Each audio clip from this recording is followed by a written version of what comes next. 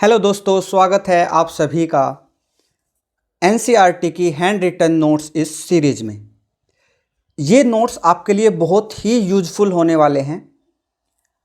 उसके लिए आप सबसे पहले जो आपके लिए इम्पोर्टेंट रहेगा वो ये रहेगा कि जब भी आप इस क्लास को देखना शुरू करेंगे तो इन नोट्स को अपनी नोटबुक में नोट डाउन कर लीजिएगा, या फिर स्क्रीन पर आपको जो ये नंबर दिखाई दे रहा है इस नंबर पर आप व्हाट्सएप पर सिर्फ मैसेज करेंगे, कोई भी बच्चा कॉल नहीं करेगा। उसके बाद मैं आपको ये नोट्स भेज दूंगा, आप उसका प्रिंट आउट ले सकते हैं। इसके साथ ही जब आप इस क्लास को पूरी देख लेंगे तो उसके बाद इन नोट्स को अपनी एनसीईआरटी बुक के सामने रखना है और एनसीईआरटी बुक से लाइन बाय लाइन आपको पढ़ना है।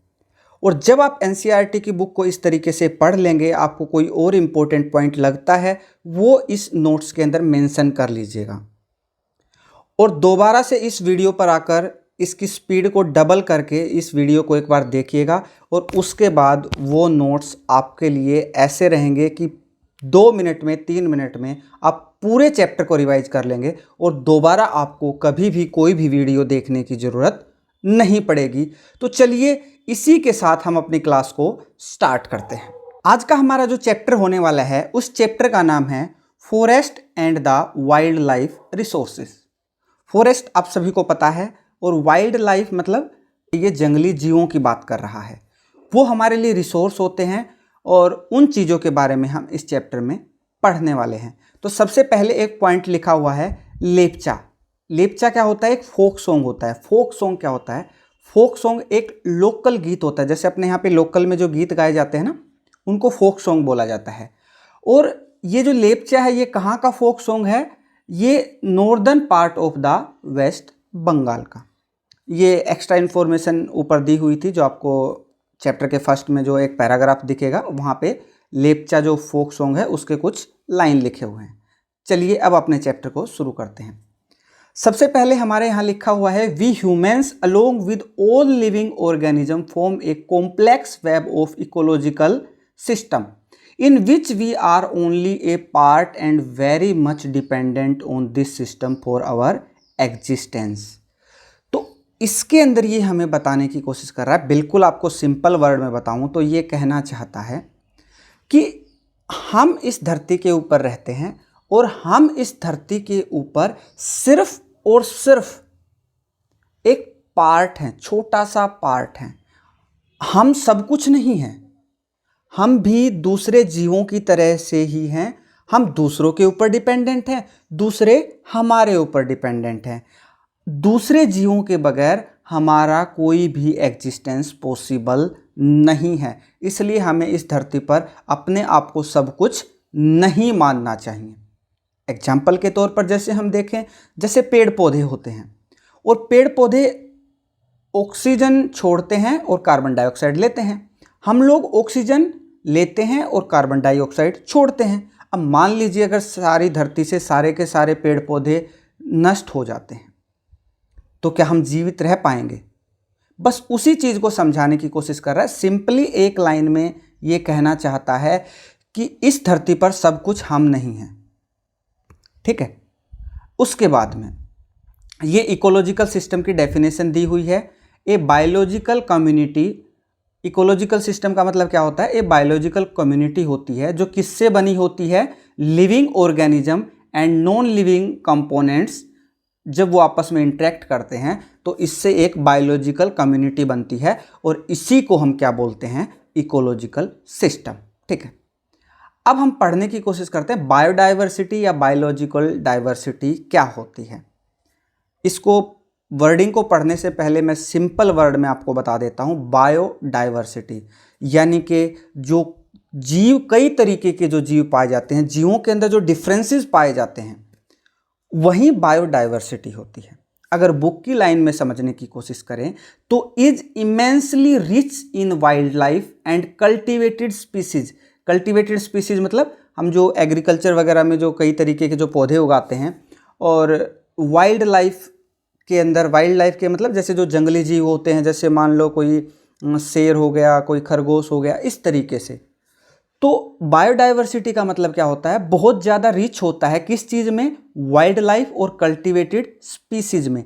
और ये सारे के सारे डाइवर्स इन फॉर्म, वो सब अलग अलग होते हैं फॉर्म में, जैसे शेर अलग होता है, खरगोश अलग होता है, और उनका फंक्शन अलग होता है, but closely integrated in A system through multiple network of dependency.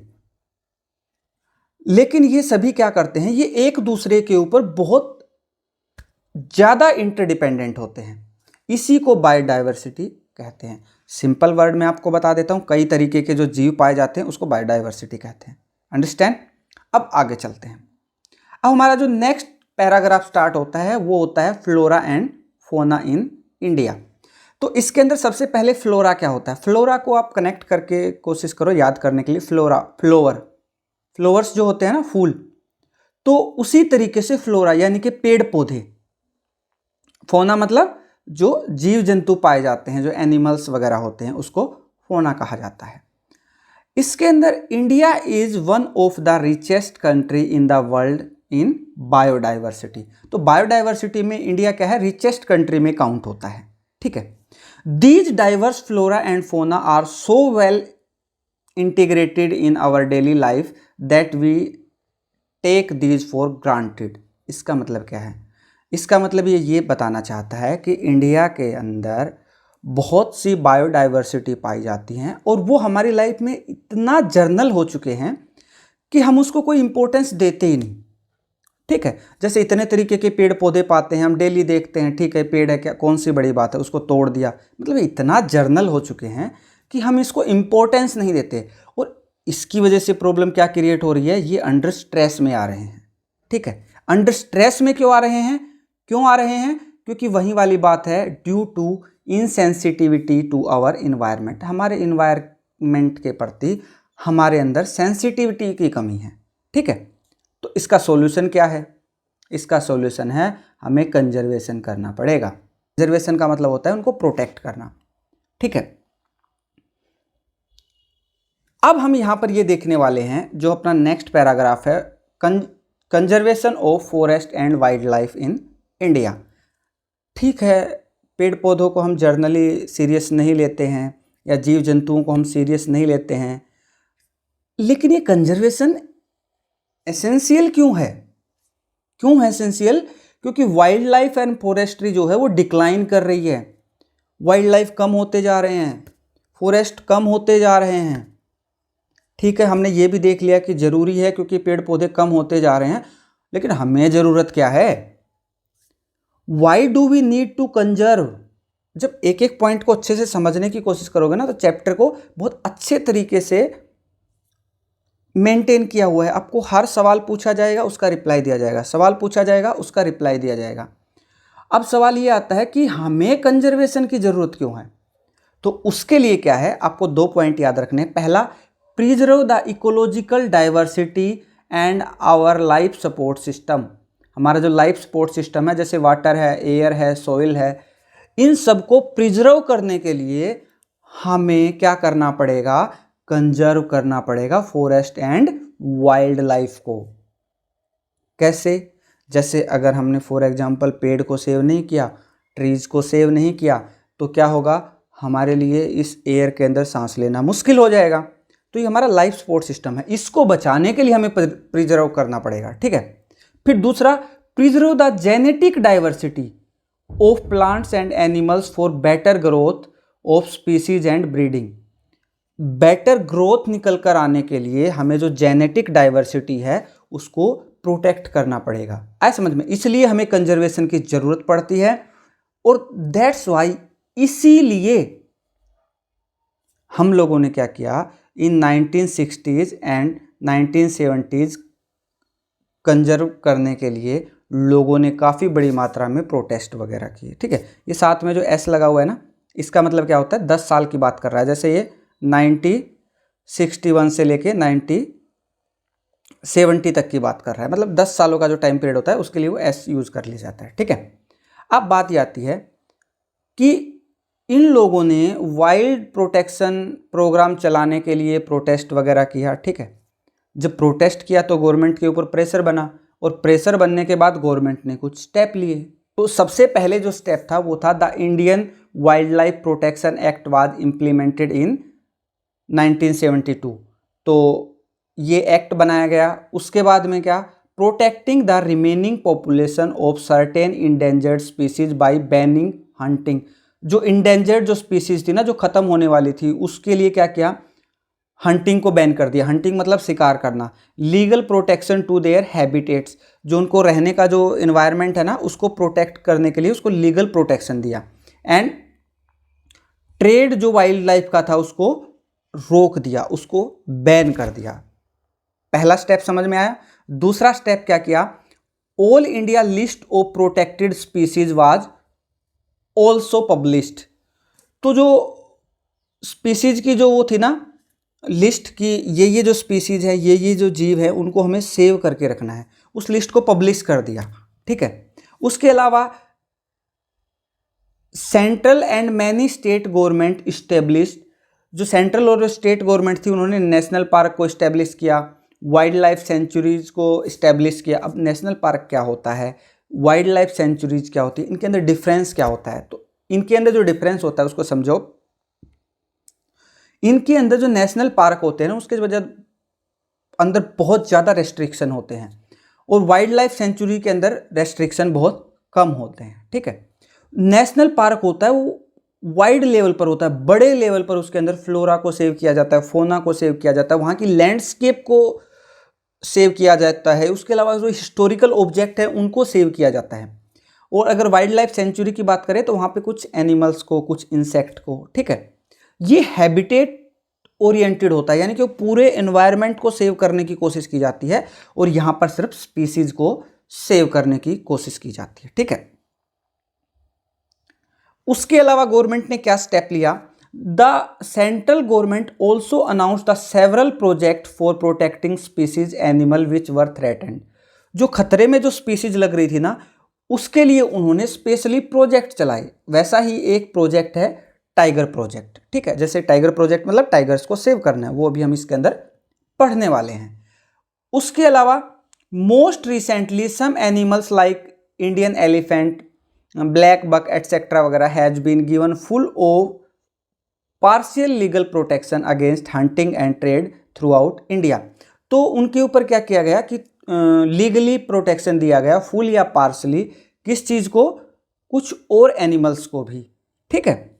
उसके अलावा the conservation project are now focusing on biodiversity rather than on few of its component.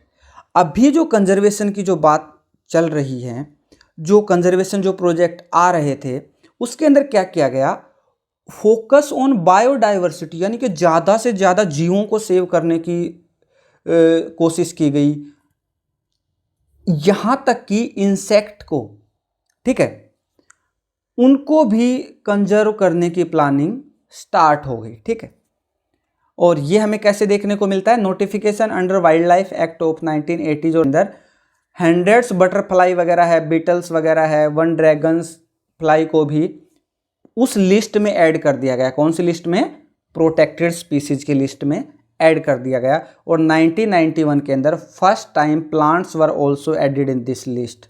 1991 में प्लांट्स को भी उस लिस्ट में ऐड कर दिया गया कि ये प्रोटेक्टेड स्पीसीज है, और सबसे पहले 6 स्पीसीज के साथ इसका स्टार्टिंग किया गया था। अभी हम प्रोजेक्ट टाइगर के बारे में पढ़ने वाले हैं। प्रोजेक्ट टाइगर क्या था, टाइगर को सेव करने के लिए, कंजर्व करने के लिए। कब लॉन्च किया गया था, 1973 के अंदर लॉन्च किया गया था। लॉन्च करने की ज़रूरत क्यों पड़ी थी, क्योंकि अर्ली 20th जो सेंचुरी थी उसके अंदर 55,000 एस्टिमेटली टाइगर होते थे, और 1973 तक आते आते ये 1827 तक बचे थे। अब इतनी तेज़ी से इनमें डिक्लाइन हो रहा था, इसीलिए प्रोजेक्ट टाइगर लॉन्च किया गया। कब लॉन्च किया गया, 1973 के अंदर।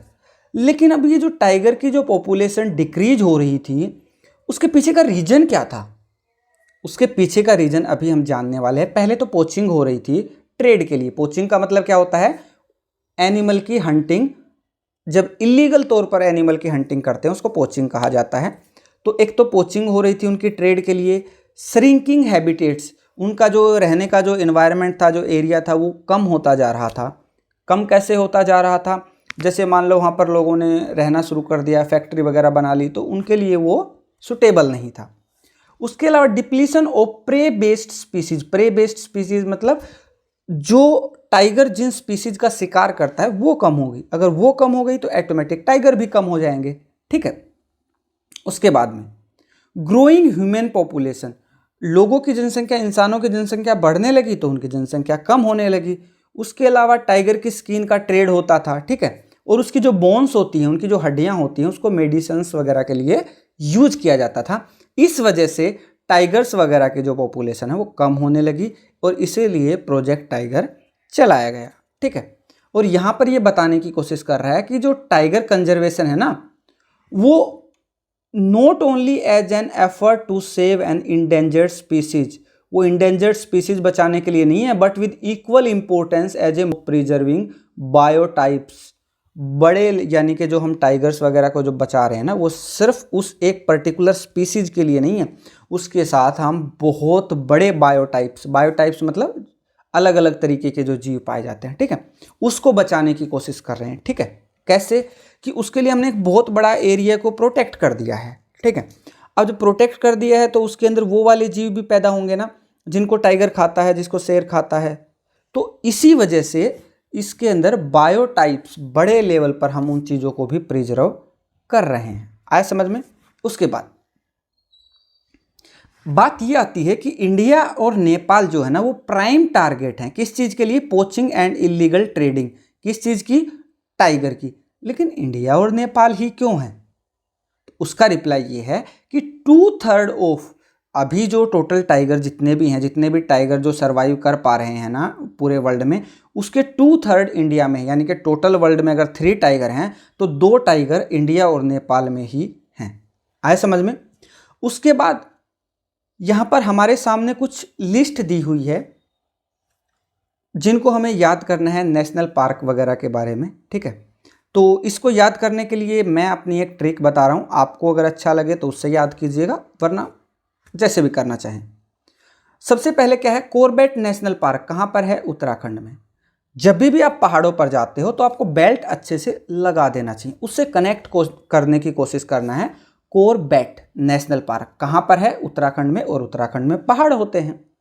फिर सुंदरबन नेशनल पार्क, सुंदरबन आपने डेल्टा सुना होगा ना, गंगा और ब्रह्मपुत्र जो रिवर्स हैं वो वर्ल्ड का सबसे बड़ा डेल्टा बनाती हैं। कहाँ, सुंदरबन डेल्टा, ओके।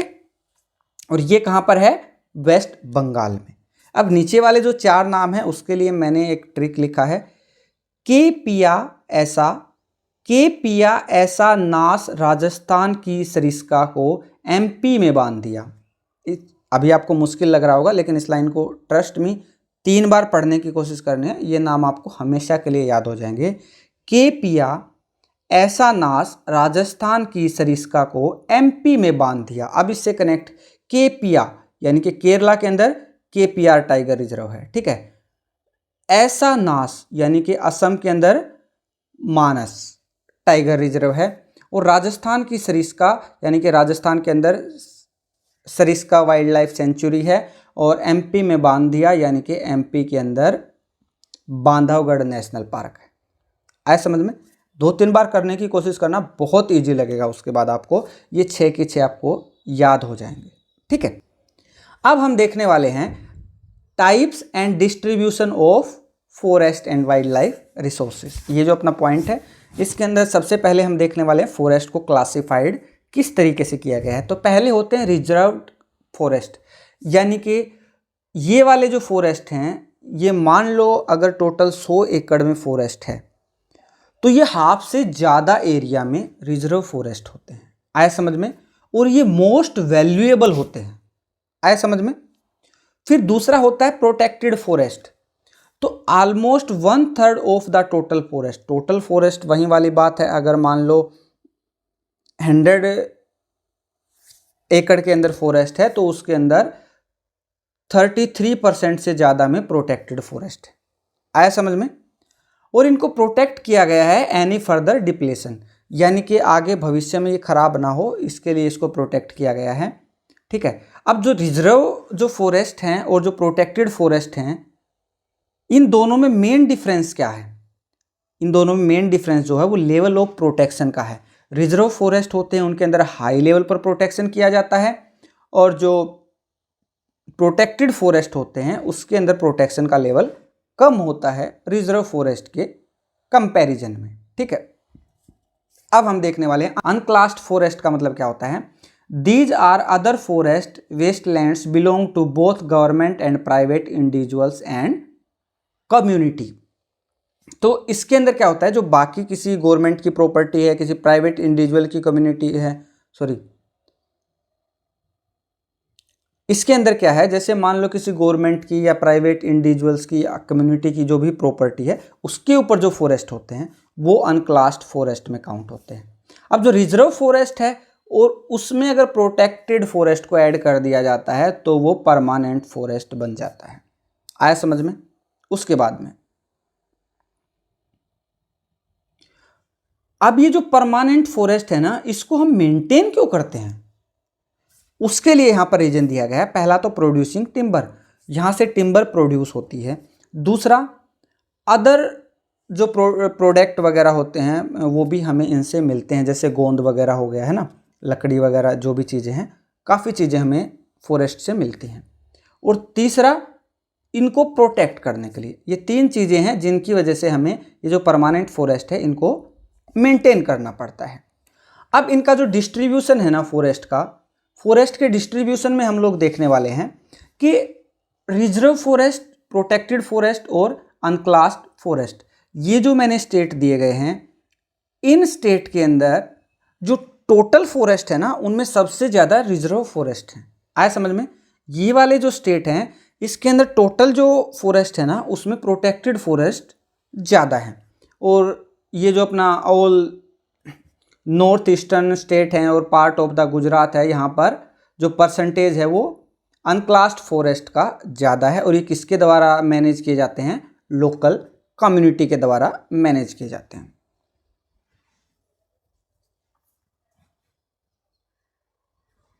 उसके बाद एक फैक्ट दिया हुआ है कि Madhya Pradesh has the largest area under permanent forest. अगर आपसे पूछा जाता है कि लार्जेस्ट एरिया कौन से स्टेट का है जो परमानेंट फॉरेस्ट जिसके अंदर है, तो मध्य प्रदेश का है, और 75% ऑफ टोटल फॉरेस्ट एरिया वहाँ पर परमानेंट फॉरेस्ट। आया समझ में। उसके बाद कम्युनिटी एंड कंजर्वेशन। कम्युनिटी का मतलब जो लोकल लोग मिलकर जो कम्युनिटी बनाते हैं, और कंजर्वेशन कि कम्युनिटी किस तरीके से कंजर्वेशन में अपना योगदान देती है। तो लोकल कम्युनिटी अलोंग विद किसके साथ मिलकर, गवर्नमेंट ऑफिशियल्स के साथ मिलकर स्ट्रगल करते हैं टू कंजर्व हैबिटेट्स, यानी कि जो हैबिटेट्स हैं, जो रहने के जो एरिया हैं, फॉरेस्ट वगैरह हैं, उनको सेव करती हैं लोकल कम्युनिटी किसके साथ मिलकर, गवर्नमेंट ऑफिशियल्स के साथ। लेकिन लोकल कम्युनिटी वाले क्यों करेंगे, तो वाई का रीजन यहाँ पर लिखा हुआ है, only this will secure their own long term livelihood, यानी कि उनका जो लाइवलीहुड है वो तो कंप्लीटली फॉरेस्ट वगैरह और उन्हीं के ऊपर डिपेंडेंट है। इसी के लिए वो क्या करते हैं, गवर्नमेंट ऑफिशियल्स के साथ में मिलकर स्ट्रगल करते हैं कंजर्व करने के लिए उन हैबिटेट्स को। आया समझ में। तो उसके कुछ एग्जाम्पल भी होंगे ना, तो चलिए अब हम उसके कुछ एग्जाम्पल देखते हैं। सबसे पहला एग्जाम्पल है सरिस्का टाइगर रिजर्व, राजस्थान में हम लोग पहले ही पढ़ चुके हैं। वहाँ पर जो विलेजर्स थे, वहाँ के जो गांव के जो लोग थे, उन्होंने फाइट किया किस चीज़ के, माइनिंग के अगेंस्ट। वहाँ पे माइनिंग वगैरह हो रही थी, तो उनको लगा कि ये तो गलत हो रहा है, तो इसके लिए उन लोगों ने स्ट्रगल किया, और वाइल्ड लाइफ प्रोटेक्शन एक्ट उसका सहारा लेते हुए उन्होंने कहा कि वाइल्ड लाइफ प्रोटेक्शन एक्ट के तहत आप इसको नष्ट नहीं कर सकते हैं। आया समझ में। उसके अलावा मैनी एरिया, काफ़ी एरिया ऐसे होते हैं जहाँ पे विलेजर्स देमसेल्फ खुद ही क्या करते हैं, प्रोटेक्टिंग हैबिटेट्स, और किस चीज़ को रिजेक्ट करते हैं, यहाँ तक कि गवर्नमेंट के इन्वॉल्वमेंट को भी रिजेक्ट कर देते हैं। अगर गवर्नमेंट वहाँ कुछ करना चाहती उसको भी रिजेक्ट कर देते हैं। आया समझ में। उसके बाद 5 village in Alwar district of Rajasthan, यानी कि राजस्थान में एक अलवर डिस्ट्रिक्ट है और उसके 5 जो विलेज हैं उन्होंने क्या डिक्लेयर किया, 1200 एकड़ फॉरेस्ट जो था उसको भैरवदेव डाकव सेंचुरी घोषित कर दिया, खुद से ही डिक्लेयर कर दिया। ठीक है। और वहाँ पर क्या किया, ओन सेट ऑफ रूल्स, खुद के रूल रेगुलेशन बनाए। रूल रेगुलेशन में क्या किया, नॉट अलाउ हंटिंग, वहाँ पर हंटिंग नहीं हो सकती। प्रोटेक्ट फ्रॉम आउटसाइड एनक्रोचमेंट, जो बाहर के लोग जो आकर वहाँ पर कुछ बनाने की या उसको एरिया को अपने कंट्रोल में करने की कोशिश कर रहे थे, उसको प्रोटेक्ट किया।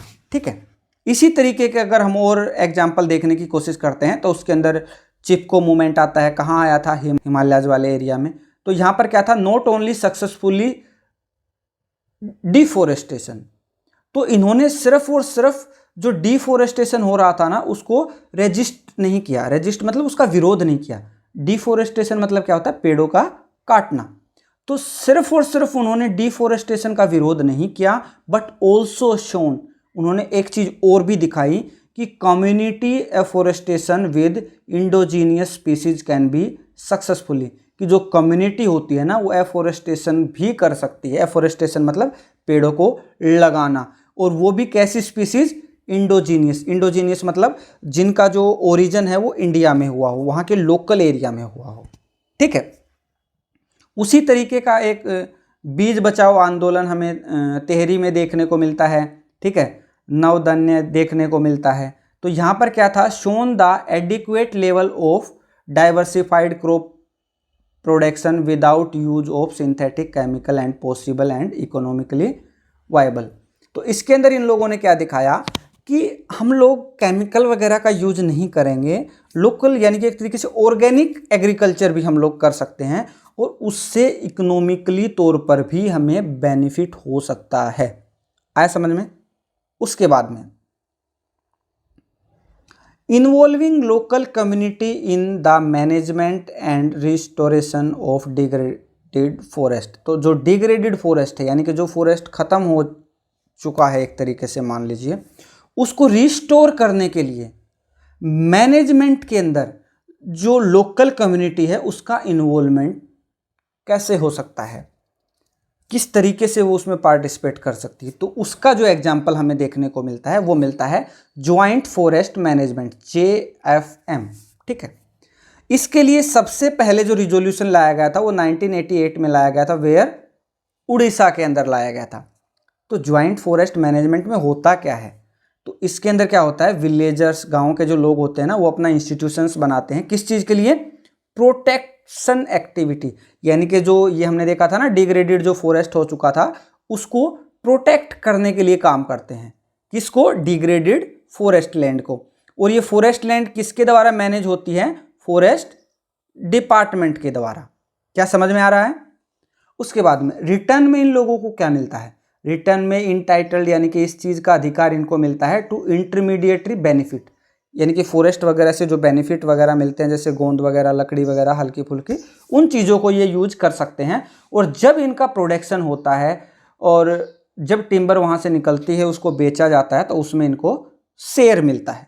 ठीक है, अब हमारे सामने सवाल ये आ रहा है कि ठीक है, जब लोकल कम्युनिटी इतने अच्छे से मैनेज कर रही हैं तो उनके ऊपर डिसीजन लेने का अधिकार क्या उनको दे देना चाहिए या उनको अधिकार नहीं देना चाहिए। तो इसके लिए आपके यहाँ पर आंसर दिया हुआ है, there is still a long way to go before local community are at the centre stage in decision making. तो जो लोकल कम्युनिटी है ना वो सेंटर स्टेज में आए डिसीजन लेने के लिए, उसमें अभी हमें थोड़ा सा टाइम लगेगा। ठीक है, लेकिन हाँ अभी हम किस चीज़ को एक्सेप्ट कर सकते हैं, उन चीज़ों को एक्सेप्ट कर सकते हैं जो लोगों के लिए क्या है, पीपल सेंट्रिक है, इन्वायरमेंट फ्रेंडली है। ठीक है, यानी कि जो हमारे इन्वायरमेंट वगैरह को ज़्यादा नुकसान नहीं पहुंचाती, उन एक्टिविटी वगैरह को हम एक्सेप्ट कर सकते हैं। तो इसी के साथ अपना ये चैप्टर कंप्लीट हो जाता है। आपकी जानकारी के लिए फिर बता दूं, अगर आपको ये नोट्स चाहिए तो इस नंबर पर आप व्हाट्सएप पर सिर्फ मैसेज करेंगे। ठीक है, कॉल कोई नहीं करेगा। जल्द मिलते हैं नए चैप्टर के साथ में, तब तक के लिए पढ़ते रहिए, खुश रहिए।